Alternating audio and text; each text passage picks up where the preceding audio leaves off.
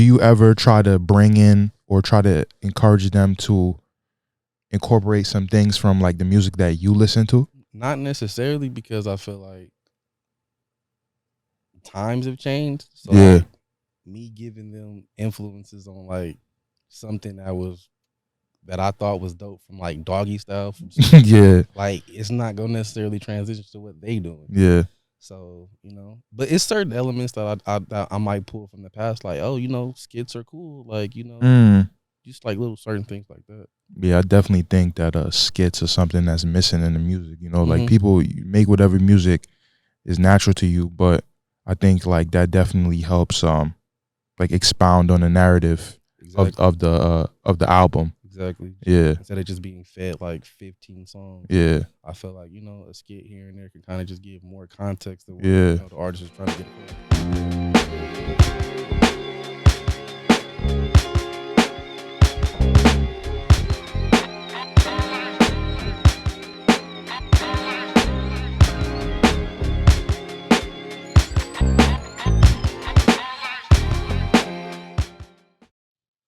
Welcome to the Words Matter Pod with the Kill Pinnock, a podcast dedicated to storytellers. I'm here with Vice President of A&R Interscope Records, Brandon Brown. How are you? I'm wondering yourself. I'm good, man. I'm here, happy to be here in this beautiful studio. Creative Sounds Recording. Creative Sounds Recording, yeah, definitely. I wasn't sure if I could disclose where he was at. It's all good. So, who are you? Brandon Brown, known as Hop as well. My A&R at Interscope Records. I'm a son, brother, and friend of many. Mm-hmm. So, I want to talk about your journey, like, where are you from and how you even got to this point? Okay. I'm from Compton, grew up in like the Long Beach, Lakewood area. Interning is how I got here. Mm-hmm. I started my internship from Cal State Long Beach. A classmate of mine plugged me with someone. Got an interview, and I've been in that Interscope building ever since. Yeah. Whether I was interning, temping, just pulling up, in between time just to see what was going on. Yeah. And it eventually led to me getting the internship. So you took like the more traditional path of being an A&R, because you always hear about getting these internships and, you got to intern. Anytime somebody says they want to work in the music business, somebody always says you got to become an intern. So how easy is that path, or how difficult is that path? I wouldn't say getting the internship is too difficult. You just apply. Really who you know helps too. Mm-hmm.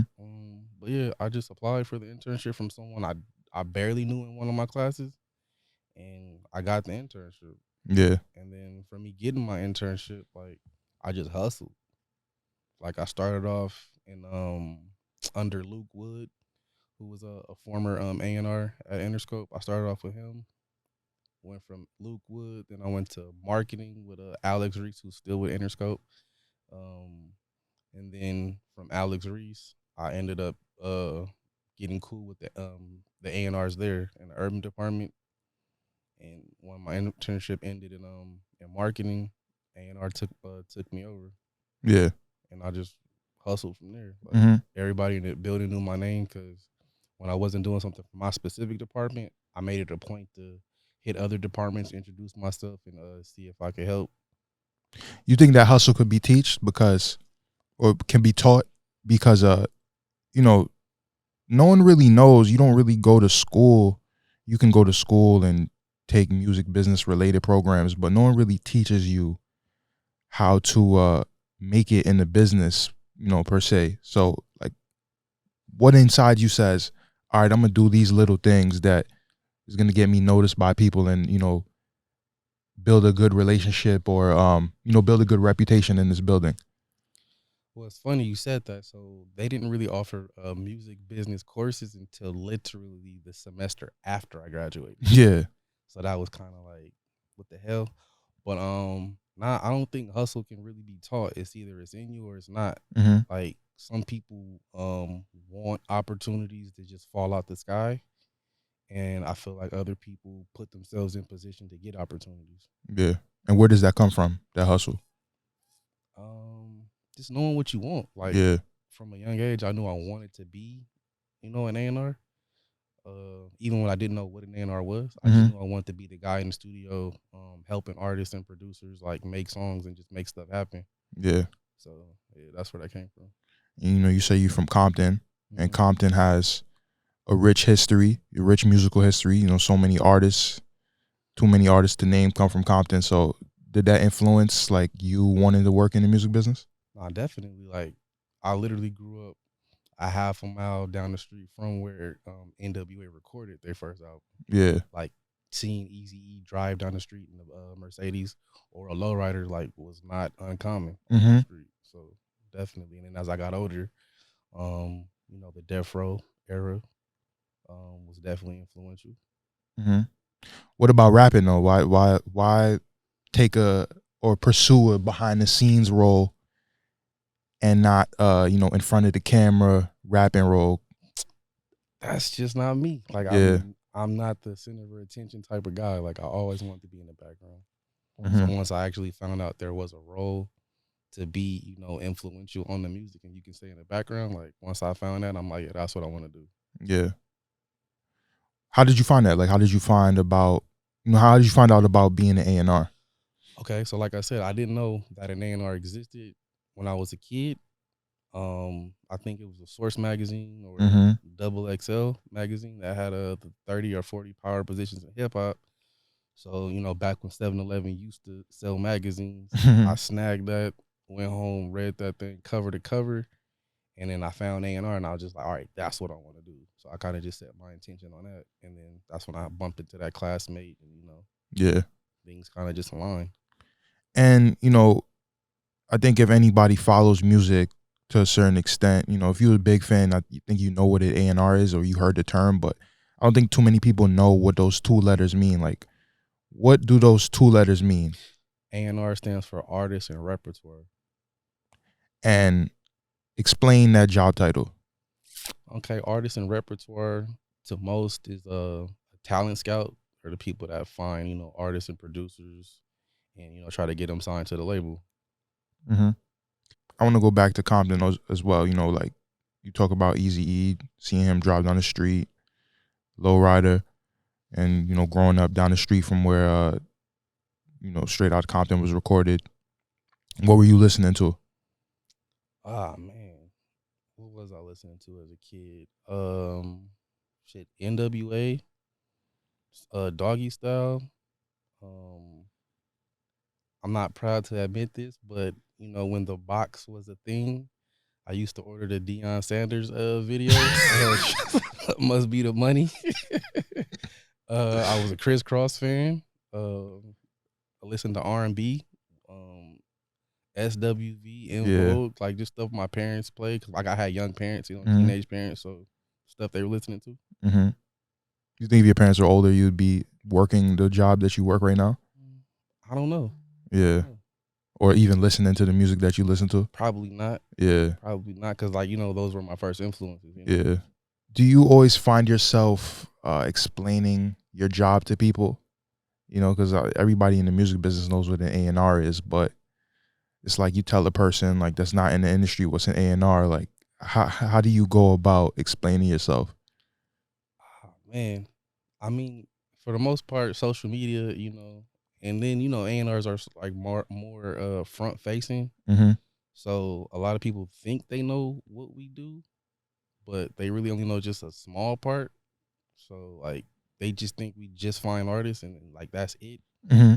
I also thought that. Yeah. You know what I'm saying? Like once I got hired and I had to figure out like, oh, I have to do like paperwork and I got to negotiate all and help negotiate this and that. Like, whoa, like, damn, like I wish I just only had to focus Yeah. on just finding acts, but that's just one part of it though. Mm-hmm. Like helping, get albums finished, helping, find producers to help find finish albums, songwriters, helping features get closed out. Yeah. So yeah.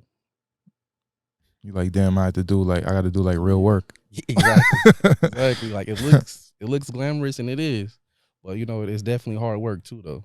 So you're almost like a liaison in a way because you work for the record label, right? Exactly. So you're Exactly. you liaison between the artist and the label. Exactly. Mm. Exactly. But do artists ever look at you like you a op almost like, damn, you work for the label, like, I can't do certain things or say certain things. He gonna go report back to the label. Uh, in my experience, no. Yeah, Nah, I would like to think all of my artists like me. yeah. You know, but I think I have a pretty good rapport with all of my artists. Mm-hmm. You say, you said hustle. Like, what other traits do you think you would need to become an A&R? Grit, Grit. Yeah. persistence. Like I got told no for a long time. Not even necessarily no, just certain opportunities that came about just didn't always land in my favor. So I had to hustle and just do certain things to keep myself around music for myself to get recognized for opportunities. Like after my internship, I didn't initially get a job at Interscope, so that led me to being a studio runner for 50 Cent Mm. during his last album with Interscope. So I did that for like a month, got cool with his camp, and eventually ended up being like an extra driver for him for like a year and a half. Tell us about that. That what was going on when did you ever expect to be doing something like that? I didn't. I didn't, but I just took that situation as an opportunity to stay around and just be around people. And like, oh, they go Brandon work with 50 now, like Yeah. So and that helped. Like people just see me like, oh, like I see you, bro. Like I wasn't doing what I wanted to do, but like I said, it just kept me around for people to see me doing something. Was this like before the days of Instagram? Nah, it was Instagram was a thing. Early days? I didn't have Instagram at the time because I had a BlackBerry. Yeah. So that's when Instagram was just on iPhone. Mm-hmm. Yeah, I asked because you could have just took pictures of 50's car and have everybody thinking that you. I got a couple. I got a couple. How many artists would be on your roster, like on a regular basis? Right now I got like 16. 16. Mm-hmm. Not all active at the same time, but like Yeah. 16. How many are usually active at one time? It varies. Like right now, I probably got like 6, 7. Yeah. And you got to really keep up with like everything they're doing, all the songs that they're making, all their recording process. Definitely like recording, traveling, what songs are done, files, all type of stuff like Mm-hmm. that. Yeah. How hard is that? It's pretty difficult. It keeps me up late night sometimes, just Yeah. staying on top of everything. Do any artists ever feel like they're left out? You're paying more attention to one and more than the other. You know what? That's another reason why I stay up late nights because I try to stay involved and around all of my artists are in communication with them at the very least, so nobody feels less than the other. Yeah. So I mean, what's the difference between a VP of A&R and somebody who's just an A&R? Like because it seems like you do a lot of work that maybe like a typical vice president in another field, isn't doing. I don't know, honestly. You're pretty hands on. Yeah, like, I'm just hands on. Yeah. I'm just hands on. Is that by choice or just what's required of you? This is what I'm most comfortable with. Yeah. What is the best part of your job? I would say just being a fan of music, just being around artists and getting to hear stuff early. Yeah. And traveling. Do your experiences in this industry make you less of a fan at times? Nah. Yeah. Nah. Not at all. Why? Like,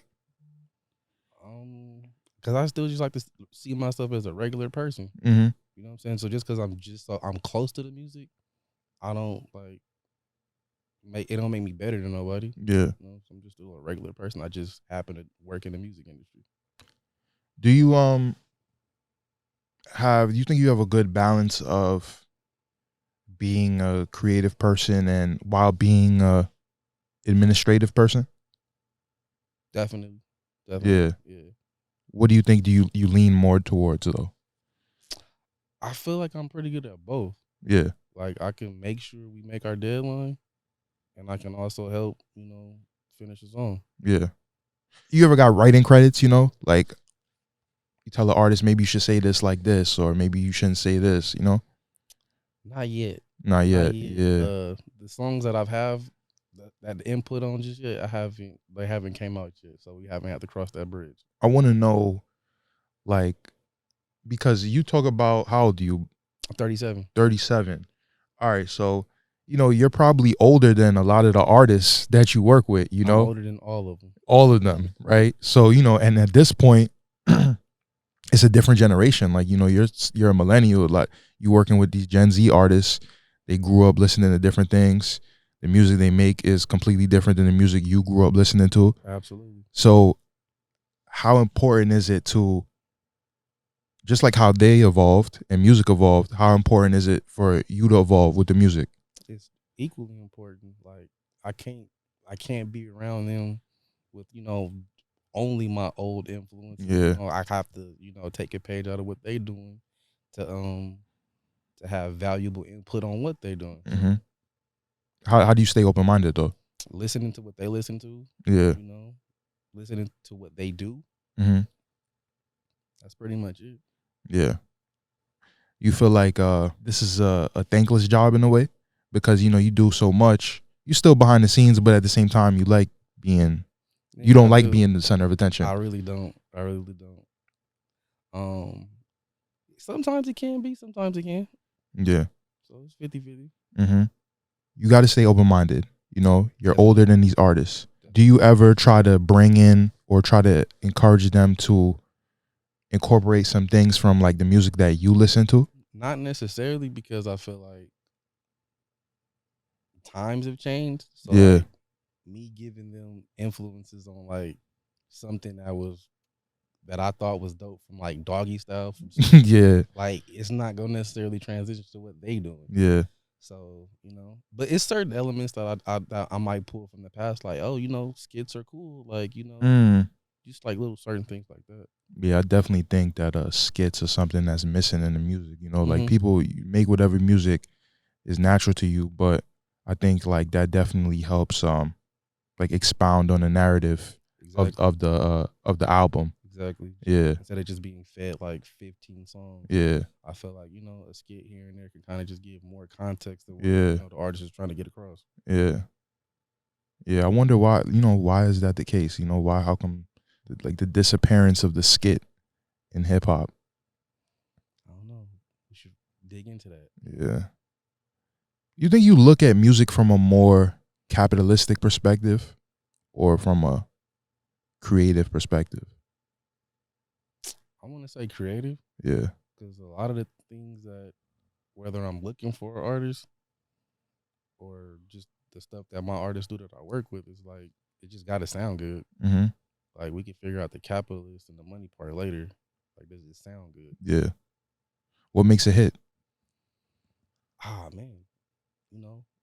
It's not one recipe for it, but, I just feel like a hit, as Pharrell would say, what did he say? It should be undeniable. Mm-hmm. It'll find its people. There's so many different sounds, so many different artists every day. Especially now, you can submit your own music yourself. There's no gatekeepers. True. So it's like, how do we know what's a hit? Like, there's no, what's the like current sound that's popular? There's so many different sounds that's popular. So many, but I mean, in general, I just feel like a hit is something a 5-year-old to a 50-year-old would know. Mm-hmm. Everybody knows rhythm and melody. Yeah. Hooks are catchy. You know what I'm saying? So, I wanted to talk about like some of the artists that you've worked with thus far. Like, who have you worked with? I currently work with like Playboy Cardi, Ken Carson, Destroy Lonely, Pierre Bourne, Block Boy JB. I now work with the Baby. Mm-hmm. Couple of new artists I got, K Cartier, Fortunate. There's so many to name. You ever work with an artist whose music you don't like, but it'll be successful? Nah, not yet. I haven't had to deal with that yet. Yeah. But is that a thing that you think A&Rs deal with? I would assume so, yeah. Yeah. For sure. Yeah. And what's the favorite project that you've worked on thus far? Damn, man, So it's like asking what's my favorite kid. I really can't say that I have a favorite project. I love them all. I love them all. Mm-hmm. Could you like pinpoint or verbalize a moment in the studio that like lets you know like, all right, like this is the one? Like how does that feel? Like could you verbalize that feeling? Man, is Or this def. album is a classic? I like to stay away from the word classic Yeah. because you can't really define a classic in the moment. You know, just I just feel like certain things feel good, and if they feel good a couple years from now, then we can start to entertain the classic conversation. Mm-hmm. But to answer your question, I would say Playboy Cardi, Whole Lot of Red, Yeah. because he went like a whole different direction with that album. So it was just like um when the sound started to change, I was just like, okay, I think this is special. And then when it came out, it wasn't like received initially Yeah. with the love that I thought it would get. But once he started performing it, then people started to get it. So like that was dope. I definitely see though a lot of like fans, a lot of people in this fan base, or a lot of people that like music that sounds like his. They talk about that album a lot. Mm-hmm. You know, what about that album you think resonates with people so much? Because it's just it's different from his previous offerings. Like it's just totally left sonically Mm-hmm. from what people are used to from him, and then the creative of it, like his stage presence just changed. So Mm-hmm. yeah, it's like he's evolving before our eyes as well too. Yeah. First time I ever heard of a A&R was Puff. You know, like Puff. I think he's like almost the model of what an A&R can become. You know, Definitely. and it's like he was so hands on with Jodeci's career and Mary's career and like the things that they were wearing. You know, all of them wearing similar clothes, but at the same time, each item of clothing they were wearing was different. Mm-hmm. You know, they all had on like the same shoe. They had all the Timbs, the leather. It's like, are you a part of those things too? Like the presentation of the artist? Um, Not so much with the like Cardi was Cardi before I got involved. Yeah. So it's like with Cardi, you get in where you fit in, as far as like adding to his creative and whatever he's doing. But like let's say with like my newer artists, like Fortunate, like with Mm-hmm. him, like I found him at 2,000-3,000 followers, so I'm like more hands on Mm-hmm. with shaping, his sound and what he should look like. Mm-hmm. How far do you think that you can take being an A&R? You know, do you want to go that route to where you're an executive at a label? You know, like you're running a label, you have your own production company. Possibly, yeah, Yeah, definitely, because you know you wanted to be an A&R for a long time, but definitely. did you ever want to be the head of your own label? You know, your own production company. You know what? That came about like as I started to see the A&R, living the A&R dream, and it's just like, yeah, definitely owning my own label is definitely something I'm looking forward to. Do you think your life will change, or your roles will change, or are you open to that change? Definitely, it's a journey that I'm hoping to embark on. Yeah. I mean, how long you been in this industry, right? Because you're 37. You said you got the internship when you were in college, right? Hmm. So how long ago was that? Man, internship started in like 2009. Mm-hmm. I didn't get a job at Interscope until about 2012. Yeah. Yeah, so it's just like a lot of grind Yeah. and grit Yeah. in between all that. How much has being an A&R or just the industry changed since then, or and even since when? Well, I guess you can't even speak about when you were a kid, but how much do you think has changed? The biggest change from like even just me interning, like physical CDs were still being sold, Yeah. so it's just going from physical to digital has been like the biggest change, Mm-hmm. and just how artists are discovered Yeah. and social media, how the major role social media plays in things these days. You still discovering artists? Yeah, actually, yeah. How do you go about that? Man, social media, finding them myself, friends, like suggesting artists, Mm-hmm. and even email. I found a dope manager emailed me, and I was cleaning my emails out like at 2, 3 o'clock in the morning, and he sent me an MP3, not a link, and I like the artist, so trying to see what we could get done with that. Yeah, sure. Plenty of artists that you've been behind might have some issues with the label or something like that, and like you feel like that's a reflection of you, or do they ever blame you for any issues they might have? No, no, I never really deal with that. Yeah, your creative relationships with artists, naturally turn into friendships. I bet, right? Definitely, Yeah. So, absolutely. how do you address like negative situations that happen in an artist's life that might put them in hot water, and do you feel like you might be overstepping your boundaries if you do that, or do you do that at all? Like, do you address situations? It just depends on what's presented. Like I look at all my artists like little brothers, little Yeah. cousins, or whatever. So if it's something that they present to me that I can help with and stir them out of, then I try to do that. How do your artists look at you? Um, I would say like an older brother Yeah. for the most part. Like some of them call me for nothing. Yeah.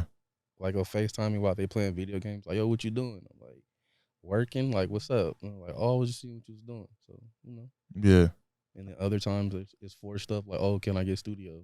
So How does that feel though? When they just call you for something that's just not music related. Because like it takes a lot of trust to just hit somebody up and expect them to pick up. For something that's not transactional. right. I appreciate it actually because it makes the job easier. Yeah. Definitely makes the job easier. Yeah.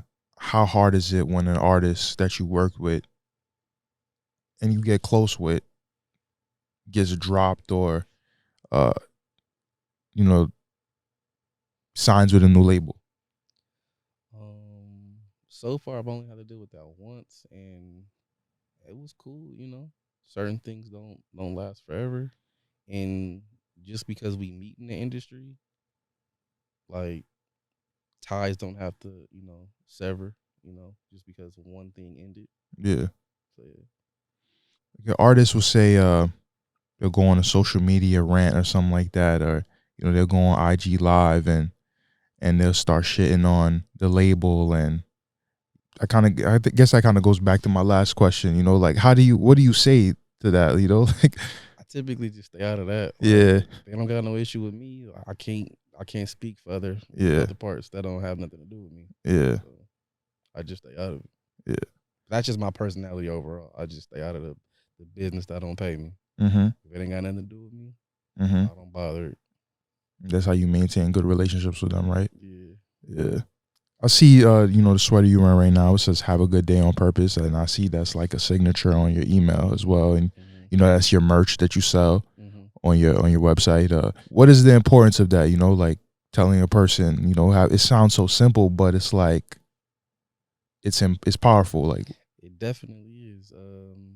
It was just some words that a homeless gentleman put on me one night. I was crossing the street and passing. I speak to everybody. So we passing. He's like, "Hey, how you doing, sir?" And he's like, "I'm good." And he's like, "I'm good as well." And he's like, "You have a good day on purpose." And I was just like, "All right," like, and it just stuck with me. Yeah. It's just really about like having intentions on having a good day. Like you don't just have a good day out of nowhere. You got to be intentional about having a good day, whether something good or bad happens. I mean, before that conversation with him, was that like a way you went through life? Nah, it wasn't actually. Like I would have bad days and let my bad days consume me. But literally, just after that simple interaction, it just really changed how I deal with things. Mm-hmm. We talked about your career. You talked about how you got to where you are. But do you love what you do? Definitely. Yeah. Definitely. Like I don't think many people are afforded the opportunity to live their dreams while they're awake. You know what I'm saying? So I don't take it for granted that something that I dreamed of as a kid that I'm actually doing. Yeah. Average person definitely isn't doing a job that they like. They're really just doing a job that they need to have. Yeah, they gotta have.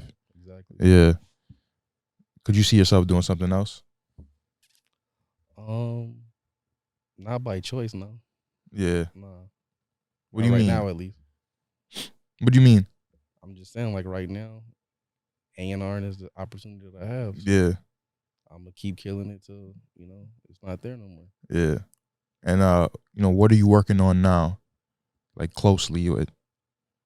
I'm very very close to putting out a Destroy Lonely album that I don't know when this is gonna air, so hopefully it's out by the time this comes Yeah. out. Working on some new stuff with the baby. We recorded some pretty dope songs over the last 2 weeks, so those are like two things that I'm working on right now. Mm-hmm. Like, how do you accommodate like all of these artists? Because it's mostly hip hop artists, right? Mm-hmm. But everybody makes their own kind of hip hop. Mm-hmm. So it's like, how are you able to be like a chameleon in a sense in all these different studio sessions and all these different conversations? I just try to make myself available.